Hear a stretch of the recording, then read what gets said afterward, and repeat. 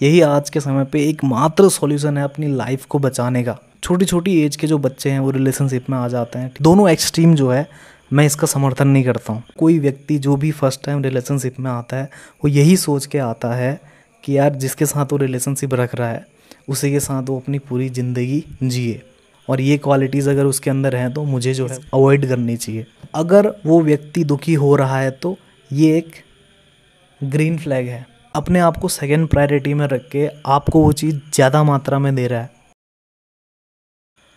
तो गाइस, आज की जो वीडियो है वो आज के समय के लिए ना बहुत ज़्यादा ज़रूरी है। आज के यूथ के लिए ये वीडियो देखना।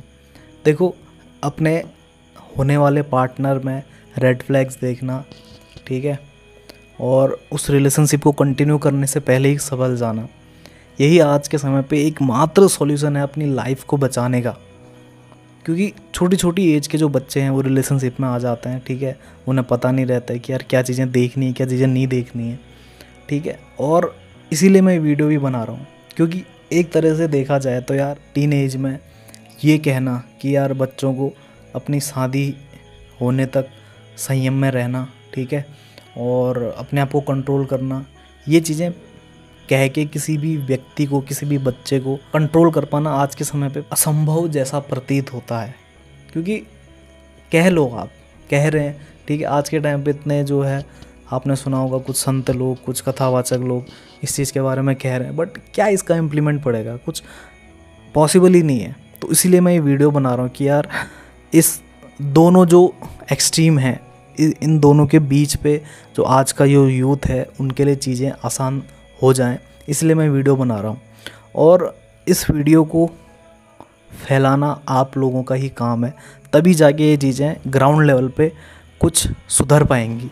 क्योंकि ऐसा कहना कि यार शादी तक अपने आप को कंट्रोल करो, क्योंकि यूजुअली ऐसा हो गया है ना कि यार शादी की एज जैसी पहले के समय पे थी, एक आज से अगर 20-25 साल पहले की अगर मैं बात करूँ तो 25 साल तक शादी हो जाती थी।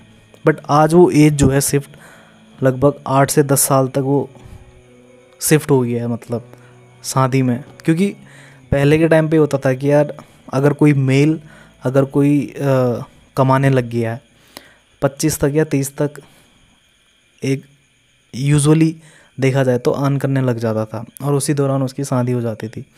बट आज के टाइम पे जो शिफ्ट आया है ना, वो इसलिए भी आया है कि यार यूजुअली जो लड़कियां हैं वो भी चाहती हैं कि यार उनकी जो शादी हो वो उनके इंडिपेंडेंट बनने के बाद ही हो, या वो अपने पैरों पे खड़ी हो जाएं, उसी के बाद वो शादी करेंगी। तो इस वजह से जो थोड़ा टिल्ट है ना, वो थोड़ा सा गैप जो है ज़्यादा हो गया है। 8 से 10 साल का गैप जो है वो बन गया है शादी का। यानी कि जो शादियाँ पहले 25 साल में होती थी वो शादियाँ 30 साल, 32 साल, 35 साल तक भी खींच गई। कुछ केसेस में तो यार 40 साल तक भी पहुंच जाती होंगी, आई डोंट नो। बट एक साधारणता अगर मान के चलो कि 30 से 35 साल के बीच जो है शादी की एज जो है शिफ्ट हो गई है।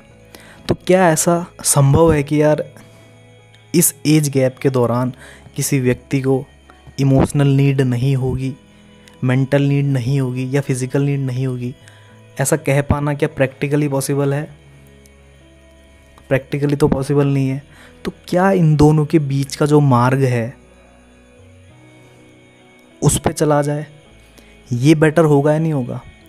कि किसी व्यक्ति को ये कहना कि यार 30-35 साल तक सिंगल रहो, या जब तक आप सेटल नहीं रहे हो जाते हो। क्योंकि यूजुअली जो शादी की एज है वो यही हो गई है आज के समय पे। तो ये कहना भी मतलब बेवकूफ़ी होगी।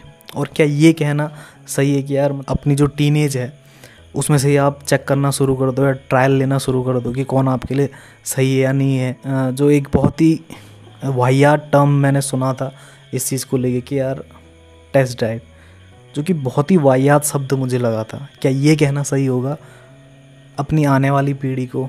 तो दोनों एक्सट्रीम जो है, मैं इसका समर्थन नहीं करता हूँ, और उसी वजह से मुझे ये वीडियो बनाने की ज़रूरत महसूस हुई। और इसीलिए मैं इस वीडियो पे जो मैं बात करने वाला हूँ वो हो सकता है आपके समझ में आ जाए कि किसी भी यूथ को ये बताना कि कौन सा व्यक्ति आपके लिए सही है या सही रहेगा, इस बात की नॉलेज यूथ को देना, ये सबसे ज़्यादा सही ऑप्शन रहेगा, मुझे ऐसा लगता है। क्योंकि देखो, जब भी कोई व्यक्ति फर्स्ट टाइम रिलेशनशिप में आता है तो उसकी मंशा ये नहीं होती कि यार वो सामने वाले व्यक्ति के साथ टाइम पास करे या ठीक है या कैजुअल रिलेशनशिप रखे, क्योंकि फर्स्ट टाइम में किसी की भी ऐसी मानसिकता नहीं होती है। हर कोई व्यक्ति जो भी फर्स्ट टाइम रिलेशनशिप में आता है वो यही सोच के आता है कि यार जिसके साथ वो रिलेशनशिप रख रहा है उसी के साथ वो अपनी पूरी ज़िंदगी जिए। पर ऐसा ज़रूरी नहीं होता कि यार सामने वाला भी आपके बारे में वैसा ही सोचे। आपका फर्स्ट टाइम वो रिलेशनशिप हो सकता है, ज़रूरी नहीं कि सामने वाला का भी फर्स्ट टाइम रिलेशनशिप हो। तो अगर हम किसी भी बच्चे को ये बताएं कि यार आपको कौन से ऐसे रेड फ्लैग्स हैं जो अवॉइड करने चाहिए और कौन से ऐसे ग्रीन फ्लैग हैं जो आपको रिलेशनशिप स्टार्ट करने से पहले देखने चाहिए, इस बात की जानकारी बच्चों को देना इस बात की संभावनाओं को कम करेगा कि यार इन फ्यूचर उस व्यक्ति के साथ अगर संबंध बन भी जाए तो आगे चल के वो मैरिज में कन्वर्ट हो जाए। इस बात की संभावनाएं बढ़ेंगी तो वो भी उनके लिए अच्छा ही है। और इस बात को फॉलो करने के लिए आपका कम से कम 18 साल से ऊपर का होना ज़रूरी है। या अगर आप पहले से ये वीडियो देख रहे हो तो कम से कम अपने माइंड में ये प्रिपेयर कर लोगे, जब भी आप उस लीगल एज को क्रॉस करोगे तब आप जो पार्टनर चुनोगे तो उसके अंदर ये क्वालिटीज़ होनी चाहिए और ये क्वालिटीज़ अगर उसके अंदर हैं तो मुझे जो अवॉइड करनी चाहिए। कम से कम इतना सेंस आपके अंदर होना चाहिए जो कि ज़रूरी है। और ये कौन देगा? ये आपके पेरेंट्स, ये आपकी अपब्रिंगिंग और ये आपके स्कूल का जो माहौल है, आसपास का माहौल है, वो आपको देगा। और इसीलिए ये वीडियो जितना ज़्यादा स्प्रेड होगी उतना इस वीडियो का पॉजिटिव इम्पैक्ट पड़ेगा। तो अब इस वीडियो में मैं आगे बात करूँगा रेड फ्लैग्स और ग्रीन फ्लैग्स, कौन से ऐसे रेड फ्लैग है जो अवॉइड करने चाहिए, कौन से ऐसे ग्रीन फ्लैग हैं जो आपको जो है अपने होने वाले पार्टनर में देखने चाहिए। ठीक है, तो सबसे पहला जो गुण है वो है संवेदनशीलता का, यानी कि सेंसिटिविटी। कोई भी व्यक्ति जिसका उससे प्रत्यक्ष कोई संबंध नहीं है, ठीक है, अनजान है, और वो अगर तकलीफ़ में है तो उसको तकलीफ़ में देखकर उसके अंदर क्या परिवर्तन हो रहा है, क्या उसके दुख को देखकर वो भी दुखी हो रहा है, अगर ऐसा हो रहा है तो वो संवेदनशील है। ये एक ग्रीन फ्लैग है। अगर कोई व्यक्ति जिससे उसका दूर दूर तक का कोई संबंध नहीं है या कोई ऐसा प्राणी जिसकी हेल्प करके उसे कोई प्रॉफिट नहीं होने वाला है, उसको दुख में देख के इसको कोई फ़र्क नहीं पड़ता है, वो कहता है हाँ ऐसे तो दुनिया में बहुत सारे लोग हैं, तो ऐसा व्यक्ति आपके लिए रेड फ्लैग हो सकता है। क्यों मैं कह रहा हूँ? क्योंकि जिस व्यक्ति का उससे कोई डायरेक्ट संबंध नहीं है कि अगर वो कोई परेशानी में है या वो भले मर भी जाए तब भी उसे कोई फ़र्क नहीं पड़ेगा, क्योंकि अगर उसके आसपास जानने वाला कोई है उसको परेशानी में देख के तो ऑब्वियसली उसको भी बुरा लग सकता है। बट जो उसकी जान पहचान का नहीं है, जिसके अच्छे या बुरे से उसको कोई फ़र्क नहीं पड़ने वाला है, उसको लेके उसकी क्या थिंकिंग है, उसके अंदर क्या चल रहा है। तो अगर ऐसा हो रहा है जहाँ पे मतलब उस व्यक्ति के अंदर किसी अनजान व्यक्ति के दुख को लेके या किसी अनजान प्राणी के दुख को लेके उसके अंदर कोई ऐसी फीलिंग नहीं है, ना कोई पीड़ा भाव है, ना कोई दुख उसे महसूस हो रहा है, तो कल के दिन आपके दुख को लेके भी उसको हो सकता है कि कोई फ़र्क ना पड़े, क्योंकि अब उसका मतलब जो है आपसे निकल चुका है। तो आपको भी वो एज अ वस्तु ही ट्रीट करेगा, आपको भी वो जो है इन फ्यूचर दुख ही देगा। तो ऐसे व्यक्ति से सावधान हो जाओ और ऐसे व्यक्ति को अवॉइड करो। दूसरी जो ख़ास बात है जो आपको नोटिस करनी चाहिए अपना पार्टनर ढूंढने से पहले, वो ये है कि आपकी जो थॉट प्रोसेस है, जो कोर थॉट प्रोसेस है, वो आपकी सिमिलर है या नहीं है, ये आपको देखना है। जो आपके जो जीवन के जो कुछ उसूल हैं वो आप दोनों के मैच होने चाहिए। अब यहाँ पे मैं ऐसा क्यों बोल रहा हूँ उसका भी रीज़न है। देखो, आइडियोलॉजी में डिफरेंस हो सकता है कि यार कोई व्यक्ति किसी एक अलग विचारधारा का हो या और सामने वाला अलग विचारधारा का हो, बट उसकी शुरुआत उसकी जो जड़ है ना वो एक होनी चाहिए। कहने का मतलब देखो, महात्मा गांधी और सुभाष चंद्र बोस दोनों जो है इस राष्ट्र की आज़ादी चाहते थे।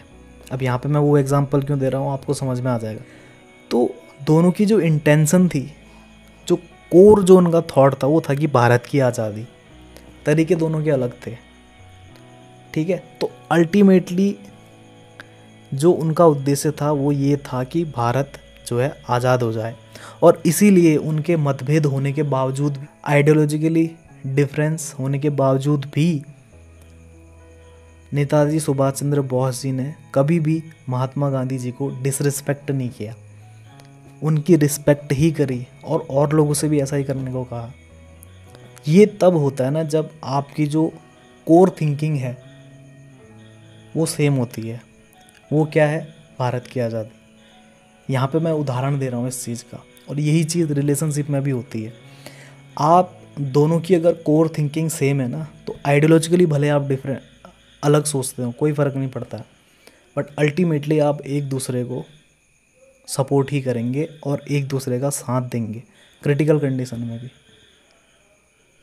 तो दूसरी क्वालिटी ये हो गई। और कहीं पे भी अगर आपने ये नोटिस कर लिया कि यार जो कोर आइडियोलॉजी है ना वही दोनों की अलग है, ऐसी कंडीशन में ये एक आपके लिए रेड फ्लैग हो सकता है, और ऐसे पार्टनर को आपको जो है अवॉइड करना चाहिए।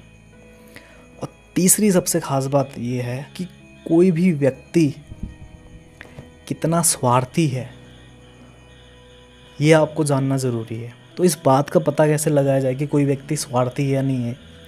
अगर आप सामने वाले पार्टनर के साथ कोई भी ऐसी चीज़ शेयर कर रहे हो, छोटी से छोटी या बड़ी से बड़ी, यूजुअली ये देखा जाता है कि यार इंसान की जो हैबिट है खाने की, वो ये चाहता है कि यार इंसान को ज़्यादा से ज़्यादा मिले, खुद को ज़्यादा से ज़्यादा मिले।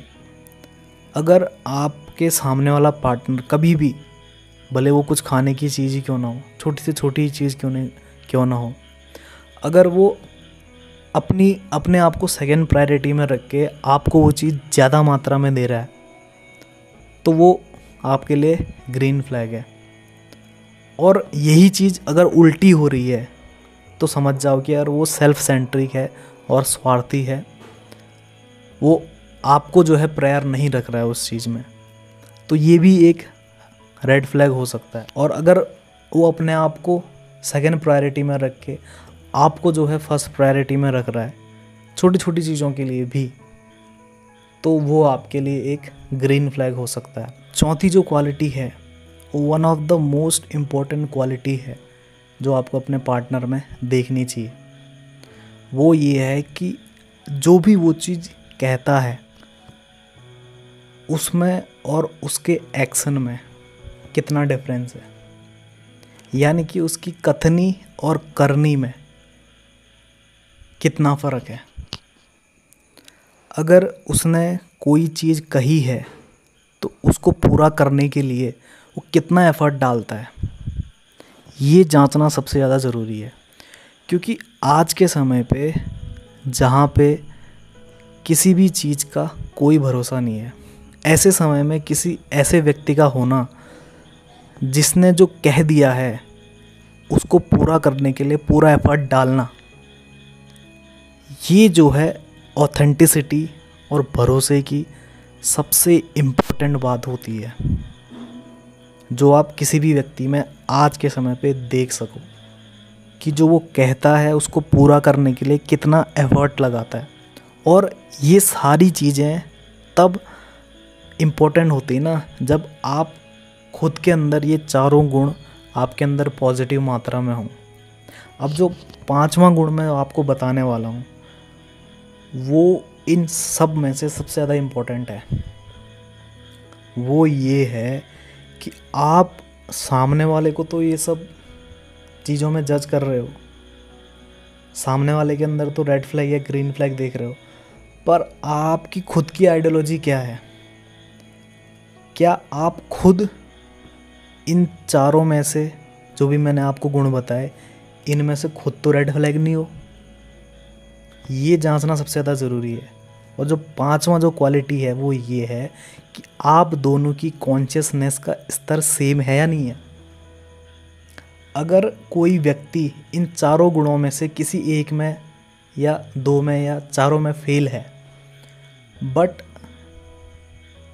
जो चेतना का स्तर है, इस व्यक्ति की चेतना का स्तर और सामने वाले की चेतना का स्तर अगर सेम है, तो इन दोनों के अंदर हजारों बुराइयां होने के बावजूद भी ये दोनों एक दूसरे के लिए परफेक्ट कपल होंगे। क्यों मैं ऐसा कह रहा हूँ? किसी भी व्यक्ति की चेतना, कॉन्शियसनेस का जो लेवल है, वो अगर सेम लेवल पे इंक्लाइन कर जाता है ना, फिर और कोई चीज़ें मायने नहीं रख जाती हैं। फिर सामने वाला हजार बुरा हो, सामने वाला हजार स्वार्थी हो, उस बात से कोई फ़र्क नहीं पड़ेगा, क्योंकि दोनों लोग एक ही जैसे होंगे। कहता ना कि लाइक डिसॉल्व्स लाइक, तो यहाँ पे ये वाला फॉर्मूला लग जाता है। पहले जो मैंने 4 गुण बताए ये ज़रूरी हैं, इम्पोर्टेंट हैं, बट कब? जब आपकी चेतना के स्तर में थोड़ा बहुत अंतर हो, तब आपको ये सारी चीज़ें देखनी चाहिए। बट जब आपकी कॉन्शियसनेस का जो इंक्लिनेशन है वो सेम होता है या एक समान होता है, फिर तो मतलब आप दोनों एक दूसरे के लिए ग्रीन फ्लैग हो। भले आप एज अ पर्सन कैसे ही घटिया से घटिया क्यों ना इंसान हो, बट आप एक दूसरे के लिए परफेक्ट रहेंगे। और ऐसे आसपास आप ऐसे लोग ज़रूर देखते होंगे जिसमें कोई व्यक्ति भले अच्छा नहीं है, बट वो एक दूसरे से प्यार करते हैं, और कहीं ना कहीं इवेंचुअली समय रहते रहते वो उस चीज़ में इवॉल्व ही होते जाते हैं, क्योंकि अल्टीमेटली चाहिए तो सभी को प्यार ही। अगर वो चीज़ मिल जाए तो इंसान देर सबेर इवॉल्व हो ही जाता है। तो और आज के समय पे जो रिलेशनशिप फेलियर होते हैं ना, उसका सबसे मेजर कारण यही है कि आपकी जो शुरुआत है ना, वही ऑनेस्टी से नहीं होती है। किसी भी व्यक्ति को अगर प्रेम चाहिए, अगर दोनों व्यक्तियों को अगर प्रेम चाहिए, उनका इंक्लिनेशन सेम है, तो इवेंचुअली उन दोनों को प्यार होगा और उनका रिलेशनशिप सक्सेस होगा ही होगा। और अगर कोई व्यक्ति, दोनों लोग आपस में जिनकी क्लैरिटी है, ऑनेस्टी है कि हाँ भाई उनको केवल फिज़िकल नीड है और दोनों उस बारे में अवेयर हैं और उस सच को एक्सेप्ट करते हुए वो रिलेशनशिप में आगे बढ़ते हैं या अपनी पार्टनरशिप कंटिन्यू करते हैं, तो इवेंचुअली उनके आगे चल के कपल होने के चांसेस ज़्यादा रहते हैं, क्योंकि शुरुआत में ऑनेस्टी है। उनकी दोस्ती जब हुई थी उसमें उस मोमेंट में डिसऑनेस्टी नहीं थी कि हाँ भाई इस वजह से हम लोग दोस्त हैं और केवल इस वजह के लिए ही हम दोस्त हैं। दोनों का एक्सेप्टेंस हो गया ना, इवेंचुअली वो चीज़ स्टार्ट हो गई। अब वहाँ पे ऑनेस्टी थी रिलेशनशिप के स्टार्ट में, स्टार्ट भले जिस भी वजह से हुआ, बट उसकी जो नींव थी वो ऑनेस्टी थी, तो रिलेशनशिप यूजुअली वो लव में कन्वर्ट हो जाता है। और जहाँ पे किसी एक व्यक्ति को प्रेम चाहिए और दूसरे व्यक्ति को कुछ और चाहिए, इन दोनों का जब रिलेशनशिप स्टार्ट होता है, ऐसे रिलेशनशिप ही आगे जाके दिक्कत पैदा करते हैं। ऐसे रिलेशन ही आगे चल के किसी एक के ट्रॉमा का कारण बनते हैं। तो जो भी मैंने इस वीडियो में बताया है, ठीक है, ये मेरा एक खुद का ऑब्जर्वेशन है और मुझे ऐसा लगता है कि इस वीडियो में जो भी मैंने कहा है उसका पर्पज़ अल्टीमेट यही है कि आप अपने पार्टनर को चूज़ करने से पहले 1000 बार सोचो और अपने जितने भी मानक हैं उन पे अगर वो खरा उतरता है उसके बाद चुनो, एक चुनो। कोई भी व्यक्ति अपने आप को ट्रॉमा में डालना पसंद नहीं करता है या सालों तक किसी एक व्यक्ति के लिए परेशान होके फिर किसी दूसरे ऐसे व्यक्ति के साथ जीवन जीना जिससे वो प्रेम नहीं करता है, कोई भी नहीं चाहता है। तो कम से कम ऐसा प्रयास तो करे ना कि जिसे वो अपना फर्स्ट लव बनाए या जिससे वो अपना पहला प्रेम या जिसे वो अपना फर्स्ट पार्टनर बनाए, तो कम से कम उसको चूज़ करने में तो कम से कम अपना पूरा एफर्ट डाले। ये मैं कहना चाह रहा हूँ, ताकि जो रिलेशनशिप फेलियर्स के मामले हैं जितने आज के समय पे बढ़ रहे हैं वो उतने ना बढ़ें। और बेसिकली जो मानव जीवन का पर्पज़ है कि प्रेम से रहना और आपस में अपने समाज में प्रेम बांटना, जब उस व्यक्ति को ही, स्वयं को ही अपना जो पार्टनर है जिससे वो प्रेम करता है वो ही नहीं मिलेगा, तो वो क्या समाज में प्रेम बांट पाएगा। तो मेरा पर्पज़ जो है यही है कि यार कोई भी व्यक्ति अपने लिए सही पार्टनर चुने और इस जीवन को सही मायने में प्रेम पूर्वक जिए। ठीक है, thanks for watching, love you all guys.